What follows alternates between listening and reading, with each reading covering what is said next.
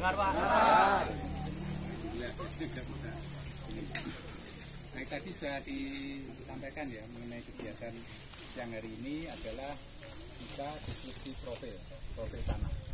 Jadi profil tanah itu sangat penting bagi kita sebagai soil scientist itu ya. Dalam profil tanah itu kan ada penampang yang nanti kita amati.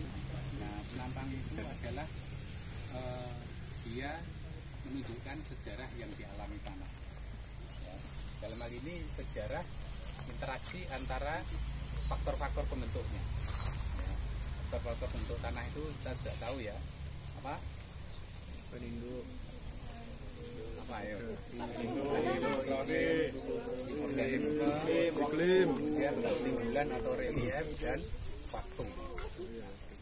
Nah, sehingga dengan adanya interaksi 5 faktor bentuk tanah itu nanti akan membentuk tanah yang mungkin macamnya ya beribu-ribu macam tanah, karena bahan induk sendiri dia punya variasi, iklim punya variasi ya.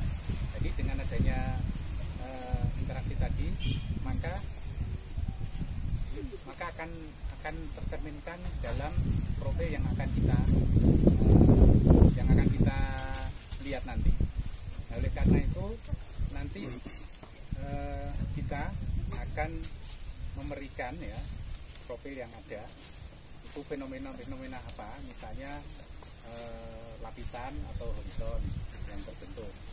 Nah, ini sangat tergantung pada prosesnya ya, prosesnya dari ke 5 faktor tersebut. Nah, nanti kita akan melihat fenomena apa, misalnya yang pertama kali kita akan membedakan lapisan-lapisan atau sudah membentuk horizon ya. Itu pertama kali yang kita lihat biasanya yang kita patokannya warna ya. Karena warna itu bisa atau dari warna itu mungkin mengandung mineral yang berbeda, mungkin mengandung bahan organik yang berbeda atau distribusi ukuran butir yang berbeda. Maka itu nanti akan kita pilah-pilahkan. Kemudian dari warna, dari setiap lapisan atau apa namanya horizon itu kita lihat selanjutnya, misalnya teksturnya seperti apa. Nah, itu sudah paham ya apa itu tekstur. Kemudian fenomena-fenomena dalam tanah itu tekstur, struktur, kemudian konsistennya seperti apa ya. Kemudian di sana nanti ada pecah-pecah atau kompresi atau tidak, itu semuanya itu mengandung arti yang sangat penting. Jadi misalnya tekstur itu kan distribusi ukuran butir ya. Jadi sangat berpengaruh terhadap distribusi ukuran pori. Nah, ukuran pori itu mungkin bisa berpengaruh terhadap daya serap air, daya menyimpan air ya, dan juga daya melalukan air. Kemudian struktur juga demikian, mungkin arah akarnya seperti apa, bagaimana akan mencari makan, itu juga sangat dipengaruhi oleh struktur tanah. Karena apa? Karena model struktur itu kan ada yang flatty, ada yang prismatik ya, ada yang lemah, itu juga sangat berpengaruh terhadap perkembangan akar ya. Kemudian juga dari profil yang kita lihat itu sudah sejauh mana tingkat perkembangannya. Nah, ini dilihat dari horizonisasinya, apakah sudah berkembang, sejauh mana perkembangannya ya, itu tergantung pada horizon genetiknya. Nah, di sini kita dalam memberikan profil itu harus paham itu horizon A itu apa ciri-cirinya, horizon B itu apa ciri-cirinya. Nah, dengan demikian nanti kita akan bisa menentukan sejauh mana tanah itu berkembang. Karena tingkat perkembangan itu juga bisa membawa atau mencerminkan sifat-sifat kimia yang pada tahapan tertentu. Jadi kalau misalnya tanah yang baru berkembang itu kan, kalau tanah mineral berarti mineralnya belum banyak yang terlakukan. Nah, kalau belum banyak terlakukan, maka unsur-unsur yang terdapat pada mineral itu belum banyak yang lepas. ketersediaan unsur-hara itu juga belum optimal untuk perakaran, untuk tumbuhan. Nah, sebaliknya pada tanah-tanah yang telah tua itu juga unsur-unsur sudah banyak tersediakan, tapi juga sudah banyak yang terlinding, ya, sehingga ketersediaan unsur yang terdapat dalam tanah itu juga semakin sedikit, ya, sehingga bisa seperti kurva normal itu, ya, pada saat awal itu tingkat kesuburannya itu kurang. Nanti kalau sudah banyak terlakukan, mineralnya sudah banyak lapuk, unsurnya sudah banyak tersedia, tingkat kesuburannya sudah naik. Kemudian dengan fungsi waktu akhirnya unsur-unsur yang ada itu juga banyak yang terlindikan, ya, karena fungsi perkembangan tanah tadi, sehingga tanah itu dari yang kurang subur kemudian bisa optimal kesuburannya, tapi semakin tua tanah juga akan semakin menurun. Nah, ini semua akan tercerminkan dalam profil tanah. Jadi sekali lagi nanti jangan takut kotor, ya, tangannya, ya.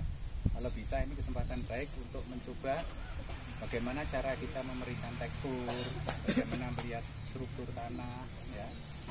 Kemudian fenomena apa, misalnya ada pecah-pecah, ya, atau konkresi, itu berarti mungkin di situ sering mengalami oksidasi reduksi. Kenapa? Nah, mungkin di situ ada impermeable layer. Nah, sehingga kalau misalnya tanah yang sering seperti itu, maka untuk perakaran tertentu tanaman itu mungkin tidak cocok seperti itu, ya. Karena apa? Karena perembiannya atau permeabilitasnya kurang bagus, karena seperti itu. Nah, kemudian kenapa kita melihat tekstur? Nah, tekstur itu kan perbandingan relasi pasir, tebu dan lempung, ya, secara relatif. Jadi saya sampaikan bahwa itu selain berpengaruh terhadap sifat fisik, ya, saya meluluskan air, juga mungkin dari aspek kimia itu juga sangat penting. Jadi kalau misalnya tanah itu didominasi oleh relasi pasir, ya, berarti ukuran butirnya kan banyak, ya. Nah, ukuran butirnya besar, karena besar maka dia nggak bisa mempertukarkan kation. Nah, yang bisa mempertukarkan kation itu yang sifatnya koloid seperti lempung, ya, karena ukurannya kecil, ya, ukurannya kecil sehingga luas permukaannya besar. Kalau lempung maka daya mempertukarkan kation itu juga sangat tinggi. Nah, jadi kita bisa menginterpretasi misalnya tanah ini didominasi oleh pasir. Nah, berarti daya simpan kation, ya, dan juga daya mempertukarkan kation itu sangat minim, ya, kecuali kalau misalnya ada humusnya, itu, ya, karena humus itu ukurannya sangat kecil, ya, sehingga luas permukaannya besar, dia bisa mempertukarkan kation. Maka untuk tanah-tanah yang kasar seperti ini, untuk meningkatkan sifat kimianya maka perlu misalnya penambahan bahan organik supaya nanti humusnya juga banyak, ya, atau daya menyimpan air banyak. Jadi intinya dengan interpretasi profil, maka tidak hanya kita saja yang berkepentingan, tapi juga orang lain yang membaca interpretasi kita, ya, strukturnya bagaimana, kemudian teksturnya apa, konsistensinya apa. Nah, dengan demikian kalau data-data itu benar, maka interpretasi orang lain juga benar. Tapi kalau kita sembrono dalam deskripsi profil, maka informasi yang didapat orang lain juga akan keliru, ya. Oleh karena itu, mari kita sama-sama belajar dengan benar, ya, agar supaya nanti hasilnya itu juga bagus data-datanya.